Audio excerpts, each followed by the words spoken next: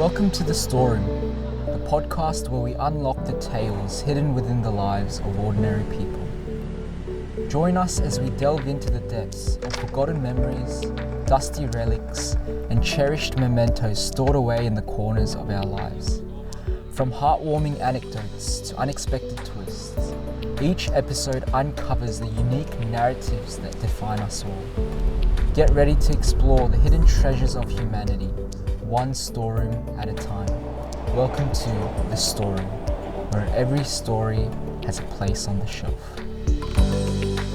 Hello everyone, welcome to The Storeroom podcast, where every story has a place on the shelf.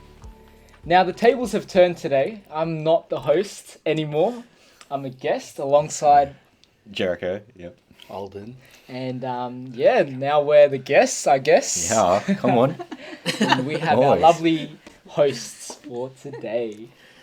Right. Okay, so I'm Brian, or Hi, better Brian. known as Kuya B to Hey, most Kuya B. people. And I'm Annabelle, Attabelle. Not the bill. Yes.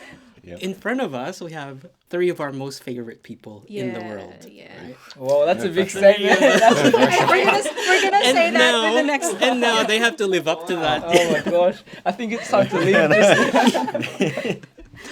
All right, so maybe we can begin by asking them to tell us a little bit about themselves first. So who wants to go first? Alden, let's go. They were looking at me already, so I was like, "Oh, it's gonna be me." Me. What do you want to know? Alden Alden- outside church. Outside of outside. church. Maybe we can Okay. begin there. All right, outside of church. Do a few things. Actually, most of my life is really just church.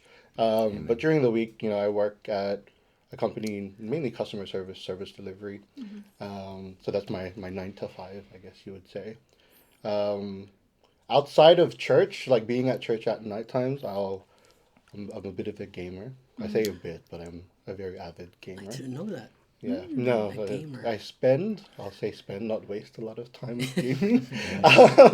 No, either that or I'm out with people. So, yeah, that's really my life outside of it. And your Hobbies. aquarium. Yeah, hobbies, I take care of fish.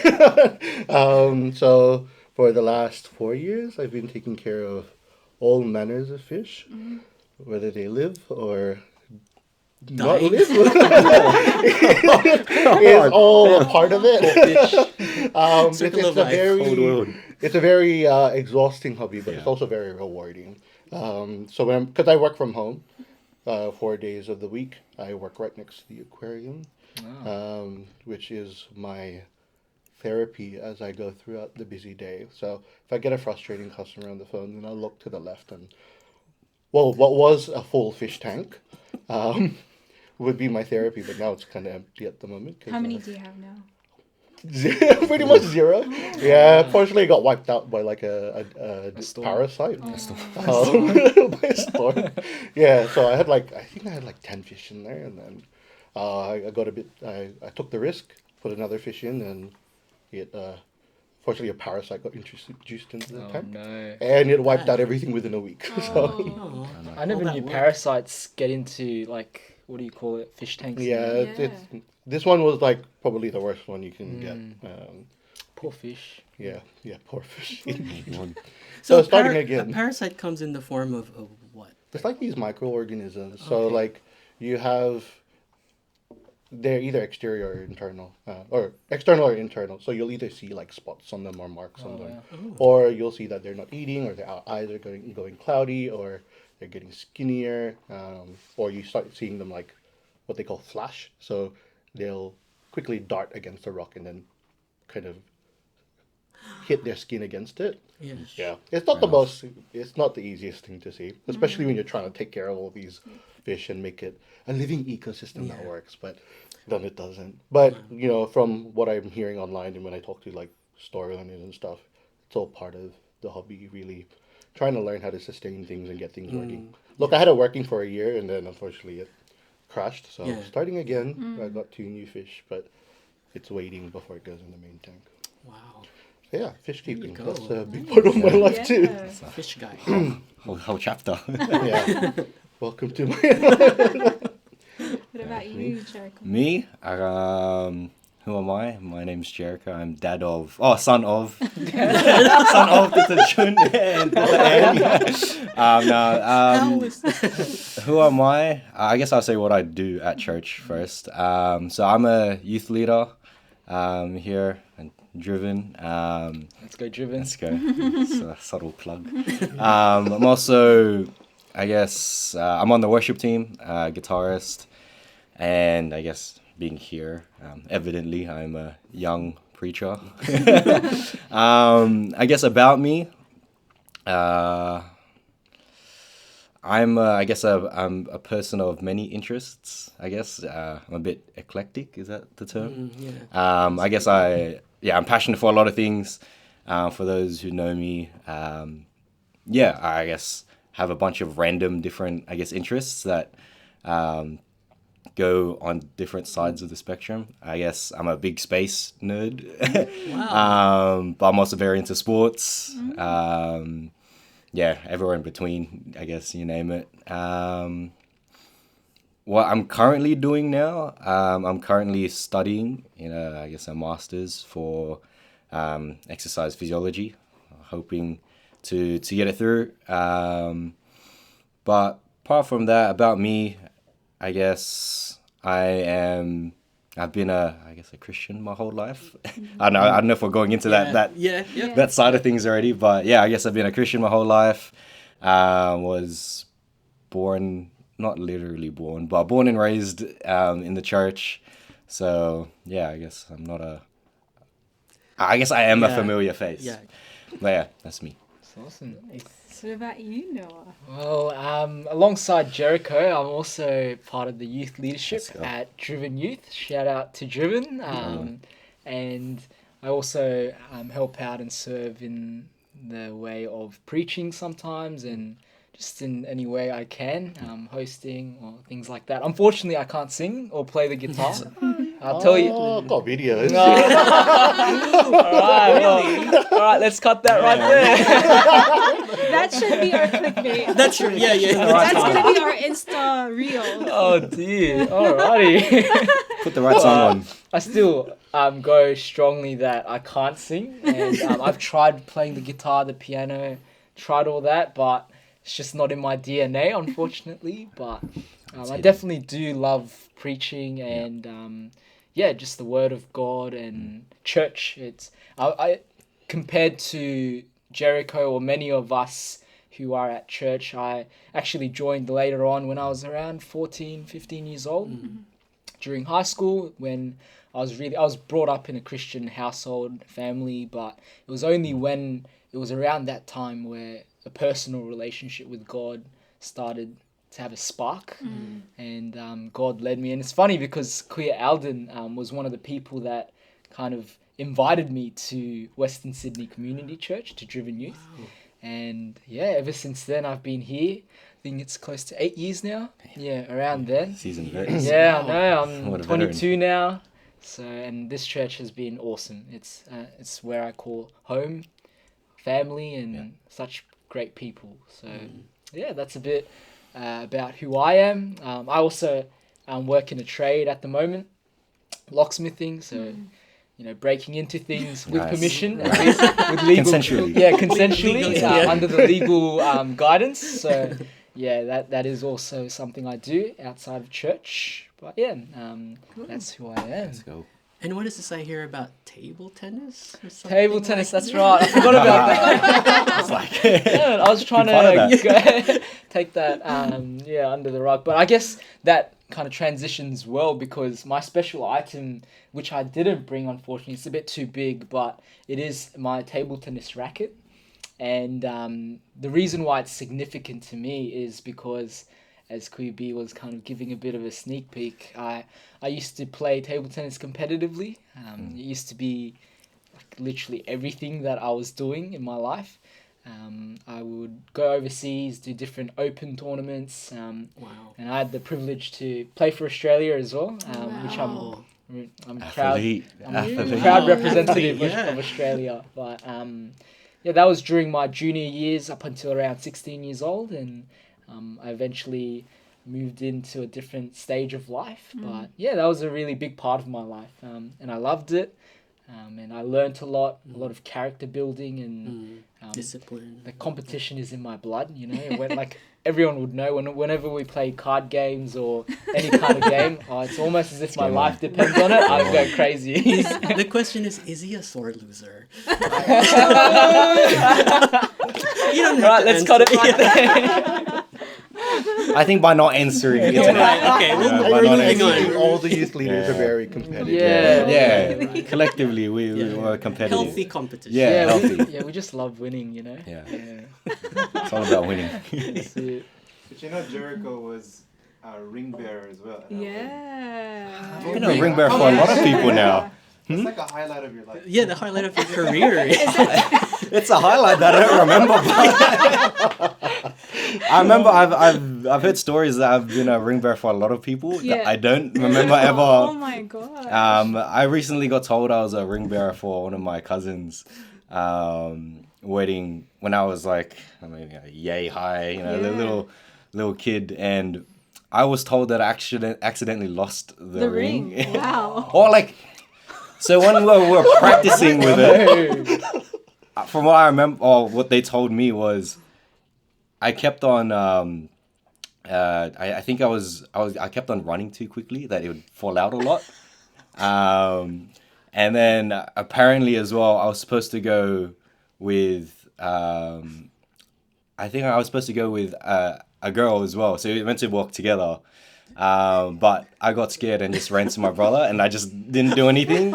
But yeah, I guess I got a lot of stories about ring bearers I don't remember. But anyways, yeah. You didn't lose ours, so that's good. That's what At least I got one thing right. One thing right. Did you bring a special item, or do you want to show us? I think one of the special. It's not really an item, but I guess I'd say it's a photo. I guess I'll send it, but you can see it. It's a photo. It's been my Facebook photo for like however long. I guess that photo, what it was the first ever youth camp that I went to. I believe it was, and I think that was a significant moment in my life, where I guess Christianity and the thought of God and all that.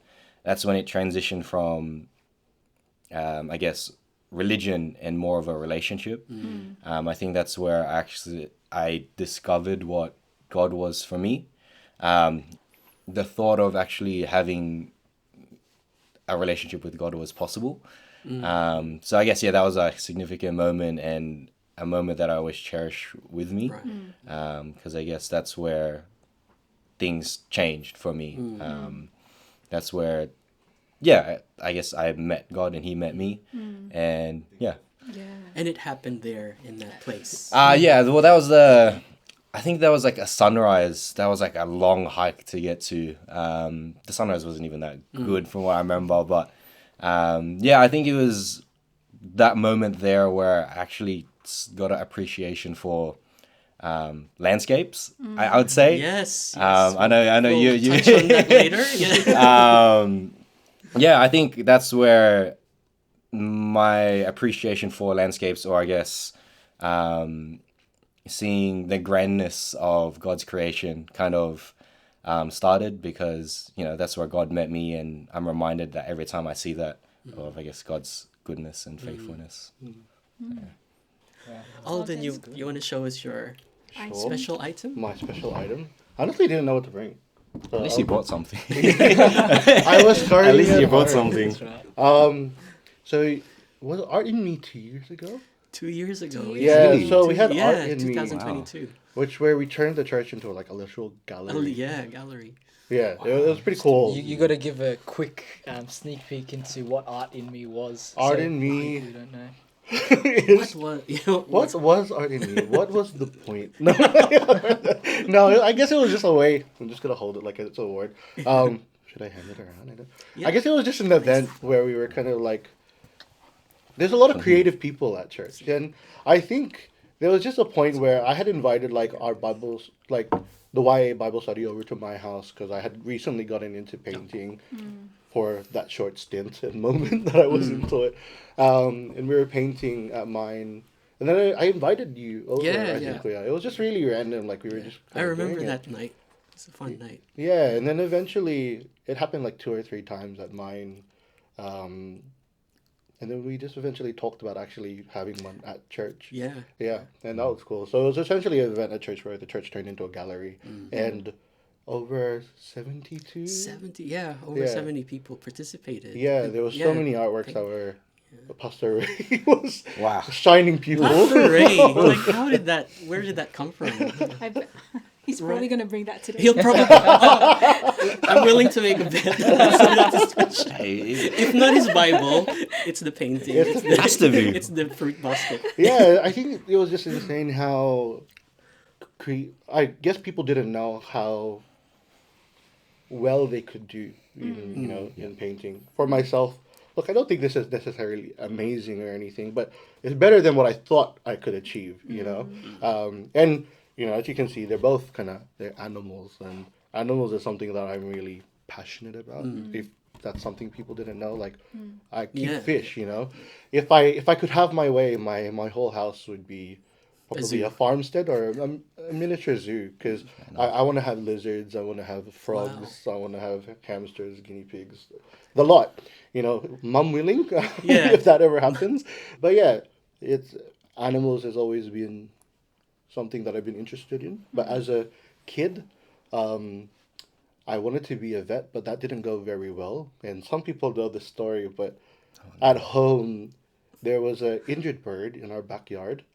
And I wanted to help it because I wanted to be a vet, right?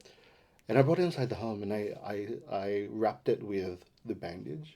I don't know if this is appropriate, but I had wrapped it so tightly. I was like 6 or 7. I had wrapped it so tightly that it no longer could breathe. Let's not get ourselves cancelled now. Look, I was young. RSPCA is going to start knocking around. We can remove that if need be. That strayed me away from being a vet. But, You smothered it. Yeah. Lack of better words. Right. Yeah. Yeah, it was okay. And then I went back into the room and it was unalive. Better place. In a better place. It was just a better place. Yeah. I'm not even really sure what was wrong with it. I think its wing was broken. So. Poor thing. It may have broken more with the thing, but yeah, no. So I guess that's not the special thing, but this is the special thing, I guess. I think, Jericho, you mentioned earlier that you were born into church. Yes. Was that the same for you, Alden and Noah? Like, have you always been a Christian, like your parents? Yes. I'm a pastor's kid, so my dad, at a church we attended previously, was part of the pastoral team, and he, without the title, was a worship pastor. So worship has been very much a part of my life since I was born. Hence why, I didn't actually explain earlier, but I'm not a youth leader, but I'm part of the worship ministry. And so that's something my sister have always done and what we've always known. All 4 of us are actually singers. If you hear a mom's voice, nice. I say my voice comes from mom, not dad. I'm probably going to get a lot of hate from this at home. But yeah, so I definitely grew up at church. It was very much a part of my life. So at a point where even I think it really came from my grandma on my dad's side, was very much a faithful woman of God. And I think she really ushered our family into that life. But I think I truly accepted God into my life when I was around 14 or 15, which was at a youth camp. Sort of similar age. Youth camps is where it happens. Yeah, that's right. Camp is where. So night 2. Any kids listening? Night 2. Night 2. Don't miss out on youth camp. Youth camp. Parents, send your kids to youth camp. If you want them to meet God, it's youth camp. Yeah, no, it definitely was youth camp. And I think what the message was, it was a long time ago. That's 15 years ago now. I'm old. But yeah, it was a message where I can't even remember who it was. where who was it that wrestled with the angel for Jacob. Jacob. Yeah. Yeah, it was that message, and I just remember seeing the image so vividly because there was a picture up on the projector screen, and I think it was that moment where I gave my life over to truly be a Christian. You know, make a decision myself for that. Yeah. Yeah. What about you, Noah? Yeah, same with me. I grew up into church. So, in fact, our family was living in like a small, I guess, facility in the basement level of the church. So, church was very much a part of my childhood as well. You know, I was always there. I actually used to follow my parents, my mum, to early morning prayer meetings because it was a Korean church. And for those who don't know, one of the traits of a Korean church is they go hard in prayer. You know, like I remember I would go wake up at 4 a.m. and then follow my mum to the prayer meetings, and I would usually spend the time outside the actual auditorium. But I just hear everyone just praying their heart out, right? So it was really a big part of my childhood growing up, and I was always going to church, but I think it was only as alongside the Jericho and Noah, it was only when I was around 14, 15 when it really became real for me. In high school, I went to a Christian college, and I was surrounded by a lot of friends at that time who were already in the faith journey, who were having a relationship with God. And I saw them and I was like, they know someone that I've heard of all my life, but that someone I don't know. I really don't have a relationship with. So that really created a lot of curiosity and a burning desire to get to know this God. And that's how it all began for me. And I remember in one of the classes we were told to share our testimony. And I remember my teacher told me, Noah, by Wednesday, I want you to bring a testimony that you could share to the whole class. And I was so conflicted because I didn't have any story to share because I don't really know this God, right? I'm at a Christian school, and I've grown up in a church, but God's not really real in my life. But I remember before my turn, I was hearing the testimonies of multiple of my friends. And I could just sense that there was something real. There was substance behind their testimony. It's something they weren't just faking or creating, but they really knew who Jesus was in their life. And that really challenged me and convicted me. And it led me onto that journey of, I've got to figure this thing out. Whether I truly believe this God, or if I don't, whether I'm going to just play along Christian, or if I'm really going to know what this is about. And that's where it started for me. Yeah. Wow. Can you say something in Korean? Can you say John 3:16 in Korean? I can read it. I can read it. Do it. Yeah. Oh, we have to do. We don't need subtitles. We should already know what it means. Really? No. Hopefully. And then he says it wrong. Actually. Okay. 요한복음 3장 16절. 하나님이 세상을 무척 사랑하셔서 하나밖에 없는 Y. Wait, read. Was that wrong? No, I read it wrong. Let's do it again. He's reading a recipe book. 3:16. Different translation. Alright. 요한복음 3장 16절. 하나님이 세상을 무척 사랑하셔서 하나밖에 없는 외아들마저 보내주셨으니 누구든지 그를 믿기만 하면 멸망하지 않고 영원한 생명을 얻는다. John 3:16 in Korean. Amen. Is that still in your house? Yes, it is. Yeah. My mum has this decoration that has this verse in Korean in our house. So yeah. I can actually speak Korean, guys. Out of those turn. Tagalog. 안녕하세요. Wow, that's John 3:16. Amen. That's all I know. Oh, that's awesome. How did it start for you guys? Were you approached to be part of the young preachers group, or were you like, oh, I really wanna? Is it something that's like a desire that you really wanna? How did it? I think for me, how it happened was, I remember it was a youth Sunday. And I think you were up there with me, with Ate Shelley and Ate Leanne. But Youth Sunday basically was the whole Sunday service being run by the youth group. Yep. And I was a youth kid back then, given the opportunity to share like a 5-minute preaching. And I remember I was just so passionate about whatever passage I had. It was on unity of the church. And I was up there with the audacity as a 15-year-old saying to the church, we have to be unified. We need unity in the church. And after that, I remember Pastor Ray, with so much grace, of course, if he could have criticized it or looked at the lack and the problems in whatever I said, there would have been a ton of things that I've done wrong, right? But he so graciously came up to me and said, I think you have a heart for preaching. And he said, are you interested in preaching? And I think I answered yes at that time. And ever since then, I was slowly and every now and then given the opportunity to share a sermon at church. And that, I think, already was so counter-cultural, not against the grain of how churches are run. Nowhere would you ever see in a church a 15-year-old kid preaching a Sunday service sermon in front of people who are older than him, wiser than him, have gone through so much more life experiences than him.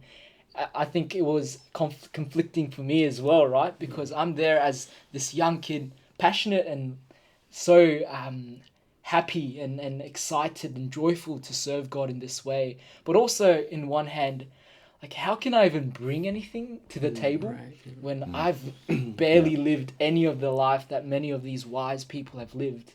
But I think alongside the church and the pastors really graciously accepted me as a young preacher. I mean, there was no title like that. You know, it was just a young kid who was passionate, who Pastor Ray saw a passion in, and just given the opportunity. And I think I was able to grow in that, and I've been preaching every now and then since then, and it's been a blessing. It's not easy. It comes with a lot of wrestling, internal wrestles and spiritual wrestles. Sure. But I think even now, I think Jericho and Alden and a lot of the younger preachers in our church can relate how the challenge for us is the fact that we still are on the journey of spiritual formation. And we're also learning, yet we're also given this opportunity to preach, which we don't take lightly, right? It's a very important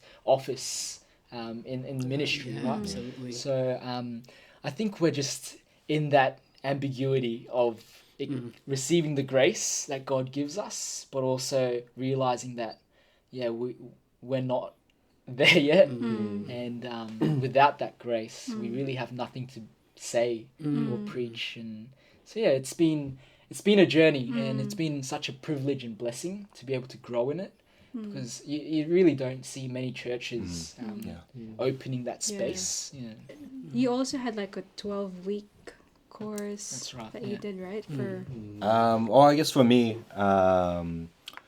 how I started into, I guess, the preaching aspect of it was, I guess as a youth leader, part of our youth services is giving the word. And I think the intern period that we have, I guess, like, when we have people who want to become a leader, there's this time where, we give them opportunities. There was a term 4 is what we call it, where the interns take over the whole planning and organizing how that term looks. And I guess I volunteered myself to give the word for one of the weeks.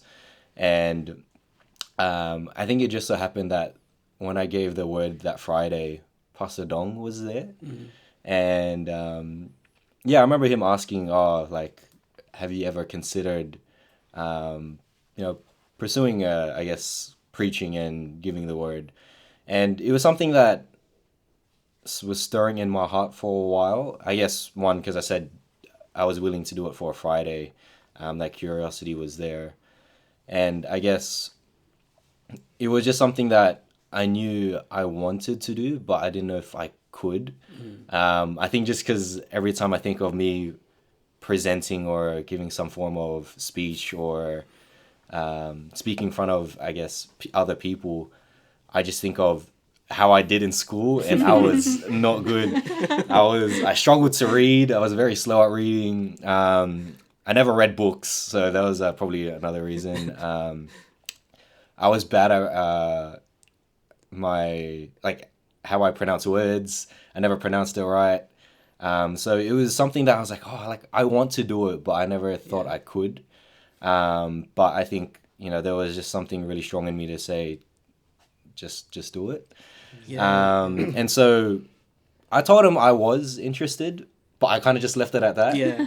And then eventually, I don't know if it was what happened afterwards, but then after, I assume Pastor Dong told Pastor Ray. Yeah. But then Pastor Ray was like, so would you like to preach? I heard you preach on Friday. Is this something you'd be interested in? And then I guess from then on, I said I was up for it, and that's when it leads to the classes that we took.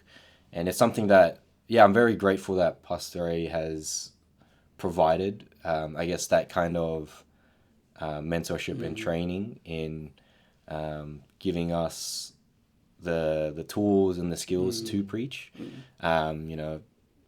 It's something that it's not just getting up there and talking. Of course, that's like the main fundamental element of preaching is getting up there and talking. But I guess he opened my eyes to see that there was a lot more. That there's a lot more intentionality behind it. I guess with that intentionality, with what you said, it's makes it more harder to write preaching sometimes, just because you try to be very intentional with it. But yeah, I guess that was how that 12 weeks. Yeah. I guess like a preaching course, which then I guess led to opportunities to preach. Wow. I went to one of those classes, just one, and I never came back because it was so difficult. We were in the same class. Yeah, I think we were. Yeah. It wasn't for me. I have to be careful what I said because Pastor Ray just walked into the other room. No, it's very much similar, but it happened through Facebook Messenger. Pastor Ray just messaged and was asking if I was interested in preaching and learning how to preach. And then he followed up with a message afterwards, like, I need more males. Because I was in the same class as, like, Jen, Jillian, and Leslie. And so it wasn't really something I considered ever. Being both of you are a youth leader for a small amount of time. Not that I ever envied it, but I had just this peace knowing that was their ministry, that was their calling. And I'm like, I'm a worship leader. That's really not stay in my lane, but that's where I felt called to. But Pastor A being a mentor as well, you probably saw that there was something in you. And I really just trusted at that point. I didn't really know where it was going. Each preaching, I'm still wondering if it's going to be my last. And so he just asked, and I attended the I think it was 12 weeks of training with him. But it was never really something I ever considered. I was always a person, I guess now I'm realizing it more now, that has always connected with people more on a one-to-one level or a smaller setting. I've never even pictured having the privilege to speak the word on a Sunday. I've always felt like a conversational person. And so when it was brought up to me, it was really just trust. I couldn't even imagine it. But it really has brought out, I guess, an even greater desire to be with God after preaching. Not that I didn't have it before, but it was almost just a new revelation of where God could be leading me. Because I was wondering, I was like, I serve as a worship ministry head. And I was like, oh, so this is where life has led me. And I'm like, where do you go from here? Like, what? Not that there needs to be progression, but I'm like, okay, so look, I don't think there's anywhere else. I'll just serve where I am. But God really sets a path for you. It's very different. You know, when you're worship leading and you're exhorting, it's all kind of coming out from the heart. It's not prepared. It's not planned. Right. It's not something I'm used to. I was never studious in high school. I did well in high school, but whether I really listened was not really the case. And so really learning through Pastor Ray's guidance to discipline myself in that way, to really be in silence and solitude. Like a lot of it is just spending time on the bed, spending your time with God and go, God, what do you want me to say? Because my heart is leading me here, but is this me or is this you? Yeah. You know, and I think it was you, Noah, that I was speaking with, where I just really didn't know. Sometimes when it comes to preaching, what's the line of thought that I was going at? Sometimes when it comes to preaching, the things that come to mind and the things that you want to talk about, you don't want to make the pulpit a, what's the word? It's kind of like a... Or to use the pulpit for your for opinions or, thoughts. And I had to be really careful about that, because I know I'm not one to do things like that, but I would say I have thoughts about a lot of things, and I ponder on a lot of things. I spend a lot of time by myself and with God, trying to strip away my own ego, you know. And it's been a journey being able to be trusted with that privilege, and really take it seriously. And so I guess that's been my journey so far with preaching. It's always suffering, not really suffering, but you know, you really go through the motions of it all. But I'm grateful to the church being so gracious with me, where my life has led to, and the life I've lived up until now. Like, you know, the Lord's grace is real, but you sometimes still have that human doubt in yourself. And I felt so undeserving to be having that privilege to preach the word, but God really, and the community of God really has just showed that grace. And yeah, it's been a very special journey, if that's the right word to say. You really can't, it's a really sacred altar, you know? It's not something to be treated lightly. I think above it all, it's like, as Alden said, it's really our spiritual journey that is at the very foundation of anything that we do, regardless of whether we are preaching or in youth leadership, picking up the youth kids, dropping them off, that at the foundation of all that is really knowing Jesus for ourselves and walking with him. And for me, how I see it, and I think for many of us, is it's simply, as we journey with Jesus, he asks us to do certain things for him and to help his kingdom. And this is just simply one avenue, I think, that God graces us to serve him in. So that's what Pastor Ray has been emphasizing to us as a church, I think, and for a long time, which is that it's really about getting to know Jesus. It's about being formed and transformed by our rabbi, which is Jesus, right? And I think we're just simply on that journey and serving in any way that he calls us to, and requiring a lot of grace. So it's a blessing. It's a blessing to serve in this way. How do you guys support each other as a group? First of all, who's in this group? At the Jen, shout out. At the Hope, Jen, and then Queer SJ, and then Jillian. I think that's our group at the moment. How do we support each other? JB, is he doing? No, he's not a part of that group. But there a lot of other younger people have been a part of the training process of like just learning about, not like preaching specifically, but occasionally, about God. How do we support? How do you support each other? like, do you I think go to each other for notes.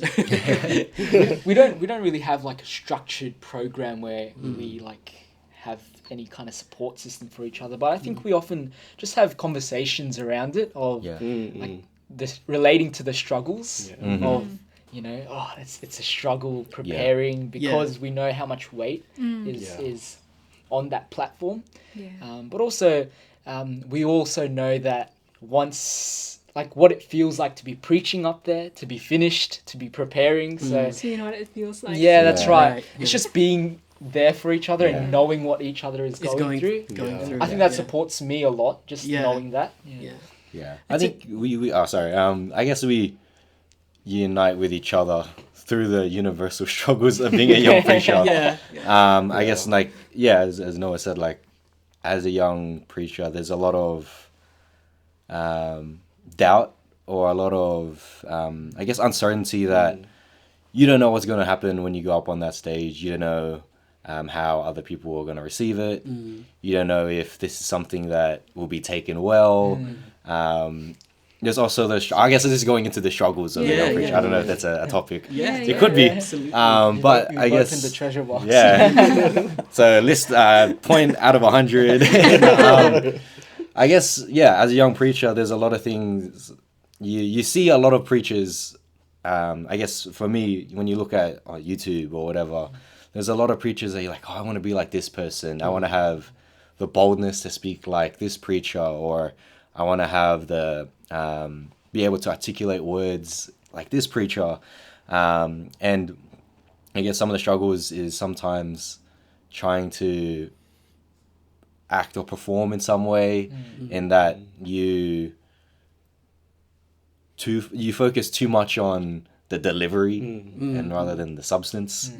And then there's a lot of I guess doubt that comes from the fact that we are young. You know, there's like, you know, who are we to teach older people or more life experienced people about life and how they should live life. I know we've had a lot of conversations about, you know, how do we navigate being a young preacher. But I think, that's kind of how we support each other in reassuring our role as a young preacher. I think one of the things that really helped me as a young preacher was, I remember the conversation that we had where it reminded me that as a young preacher, you're not just there to teach them something new, because there's a good chance they already know it. But in the same way, to use our youthfulness as a way to, I guess, breathe fresh air, or to show a different angle than they're used to seeing, kind of reimagining life that they might have been numb to. But I guess that's how we kind of support each other in that way. And just also, if I could add something, we've talked about some of the struggles, but I also don't want any of the people listening to have that misassumption that like we're complaining or like, no, for sure. If anything it's a struggle that we find joy in as well, because you know it's something that we love, but not only that, we also know that there's so much sacred and holy weight on a platform such as that. So I guess that is, it's a good struggle. It's a good struggle. It really is, and we're so grateful to be able to have that kind of wrestle in our life, because it really helps us grow and grow for the better. What are the good things then? About preaching? Now I just said all that. I don't know what to say. That scroll's a little bit smaller. I think there's a lot of little things. I guess knowing you've played a part in God's kingdom is always something that, in any ministry that you serve in, is something that's gratifying, but more so knowing that you did it in a way that's out of the word, purely, you know, using God's word to encourage. And I think, you know, hearing stories of, oh, you know, you really helped me through this time in my life, or this message really reminded me more of God and who he was is, I think, what it's there, like, I guess my what I enjoy out of it, what I find pleasure in is knowing that I've helped people, I've pointed people to God. Because like it's easy to kind of take I've helped people, it feels good to speak to people or to receive their attention and all that. But yeah, I think what is really beautiful for me is seeing how God's word moves, how you imagined the word will be, I guess, accepted, was taken not necessarily in a different way, but in a way that's more beautiful than how you pictured it. Although you thought God was going to deliver it in a way that's like to help people through this season, but in actuality it's helped people in an even darker season sometimes. In their own context. Yeah, in their own context, in a way that you didn't think, I didn't realize that would, help you in that season. It would resonate so differently to exactly. different people. Yeah. It's true. I think, the conversations that it opens up is very much a joy as part of that process of preparing to preach, and also, I guess, the post part of it, where when you step off the stage and pulpit, people bring to you their own takings from it, what they've learned from it, or their own struggles even. Really humbles me as well to be able to listen and hear that, and pray for those people as well, and be a person for them that's part of their community. Like, 'cause there's so many, I feel like at times there's so many things that are unspoken that we don't talk about, that is really important to bring to God, to the light, and share it to one another so we can care for each other in that way. And so having those conversations with people afterwards, and what they've taken from it, and how it may have been a part or maybe even the beginning of their healing process for some things. Just those conversations opening up in itself is, I think, such an integral part of community. Finishing church and not necessarily talking about what we're going to have for lunch afterwards, but really caring for each other in that way. I guess as a preacher, I won't feel very much alone in the things that I've spoken about, because at least for myself, the things that I've spoken about are things that I've had to learn, unlearn and relearn with God, spend time with God on. And so that's definitely a joy, being able to kind of hear from people and allowing myself to hear from them, because I'm still learning that message, like as much as I spoke that message was also for me, right? Because we're human, like it's such a beautiful process, I guess. Clickbait. Yeah. How would you describe each other's preaching styles? Are you guys comfortable with this? Sure. Yeah. I'm trying to find the right Should we word. use one word? One word to describe the style? Or out of context? Alright, no context provided. Okay, try it. And like no context provided. Wait, so are we impersonating or explaining? I just Do it, whatever. Just one okay. word. We'll do one. One Whatever. word. What word? Okay. Us three? Yeah, Us- us three. Okay. Impersonations is good. Impersonate. We'll do I have- impersonations. What can I- I'm not good at my impersonating. one's 3 words though. Alright, do it. Ready? Go. On me. Conquer new territories. Oh, Conquer new yeah. territories. Yeah, I remember that one. Conquer new territories. That is iconic. Yeah, that's iconic. Yeah. Oh wow, I forgot about that one. That was Aussie bloke, if you hear Aussie. Oh, man. I can't think of. I'm not good at I had to impersonating. take that one. You might have to go first on this one. Oh, this is a struggle. no way. How do I? I'm scared. just rip the band-aid off. Should I do this one? No, I don't. What did I do? When you were crying. Oh, no.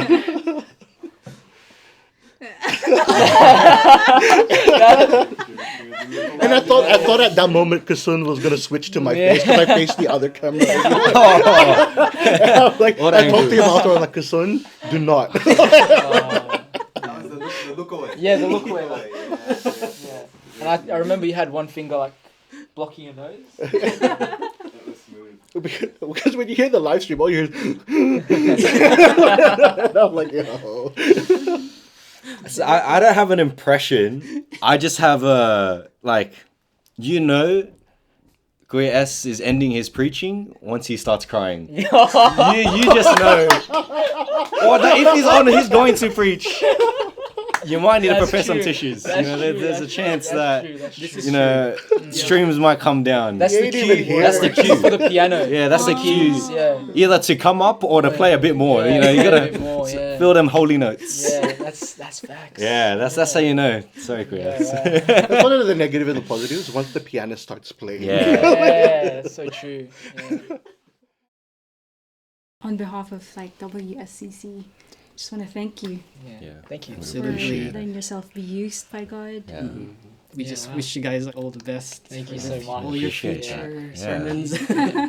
Yeah, and I think if I can, on behalf of all the young preachers, I think we're also blessed. We're so thankful that we're even given that opportunity, and 100%.